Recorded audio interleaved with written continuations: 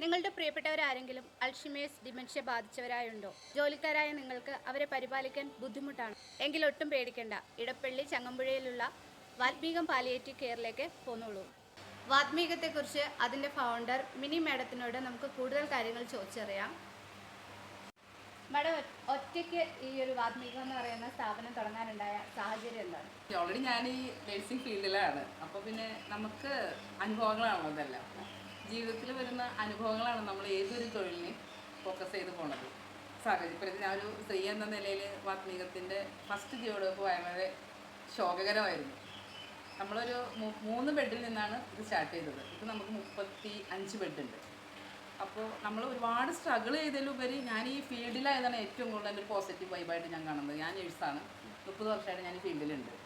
അപ്പോൾ നമ്മളിപ്പോഴും ഈ ഫീൽഡിനോട് അറ്റാച്ച് ചെയ്തിരിക്കണത് കൊണ്ട് എനിക്ക് ഫീൽഡ് ഒരു വേറൊരു സെക്ഷനായിട്ട് ഫോം ചെയ്തില്ല. എൻ്റെ ഓൺ സ്ഥാപനം, എൻ്റെ തന്നെ ജോലി, ഞാൻ തന്നെ സർവീസ്, ഞാൻ തന്നെ സ്റ്റാഫും, ഞാൻ തന്നെ മുതലാളിയായിട്ട് ഒരു സ്ഥാപനം മുന്നോട്ട് പോകുമ്പോൾ അത് പെട്ടെന്ന് ഡെവലപ്പ് ആവുന്നുള്ളൊരു ഒരു സാക്ഷിയാണ് ഞാൻ.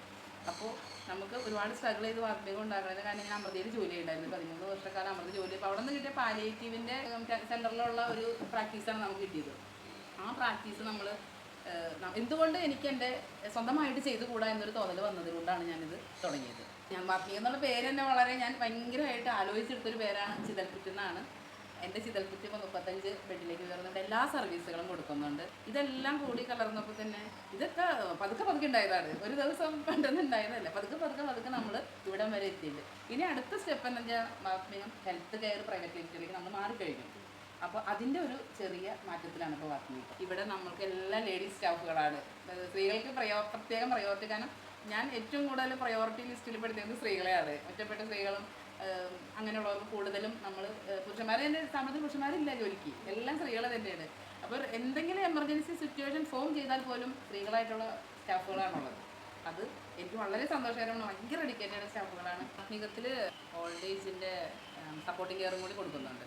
അപ്പോൾ വീട്ടിലൊക്കെ ഒരു പെട്ടെന്നൊരു സാഹചര്യത്തിൽ വല്ലയിടത്തും അല്ലെങ്കിൽ വല്ല കല്യാണം ഫംഗ്ഷൻ അങ്ങനെയൊക്കെ പോകേണ്ട സാഹചര്യം വരാണെങ്കിൽ 10 ദിവസം മാതാപിതാക്കളെ കൊണ്ടുവന്ന് നോക്കാവുന്ന സ്പെഷ്യൽ കെയറും കൂടി നമ്മൾ കൊടുക്കുന്നുണ്ട്. അപ്പോൾ രോഗി പരിചരണമുണ്ട്, ഡെമൻഷ്യ കെയർ ഉണ്ട്, ബെഡ് പേഷ്യൻസിൻ്റെ കെയറുകളുണ്ട്, ബെഡ് സോറുണ്ട്, ഇപ്പോൾ ആംപുറ്റേഷൻ കഴിഞ്ഞ കാല് ഉള്ള പേഷ്യൻസിനുള്ള പ്രത്യേക കെയറുകളും അവർക്ക് നടക്കാൻ വേണ്ട പ്രാക്ടീസുകളെല്ലാം നമ്മൾ കൊടുക്കും. ജെറിയാട്രിക്സ് കെയറാണ് ഏറ്റവും കൂടുതൽ വാത്മീകം ഏറ്റവും കൂടുതൽ പ്രയോറിറ്റി ഉള്ളത്. 2 കാര്യങ്ങൾക്കാണ്. ഒന്ന് ഡെമൻഷ്യ കെയർ, ഒന്ന് ജെറിയാട്രിക്സ് കെയർ. അപ്പോൾ സ്വന്തം കാര്യങ്ങളൊക്കെ മറന്നു പോകുന്ന അവസ്ഥയിൽ അവരുടെ ഒപ്പം വാത്മീകമുണ്ട്. വാത്മീകത്തിൻ്റെ കൂടുതൽ ഡീറ്റെയിൽസ് ഞാൻ താഴെ കൊടുക്കുന്നുണ്ട്. അടുത്ത വീഡിയോയുമായി വീണ്ടും കാണാം.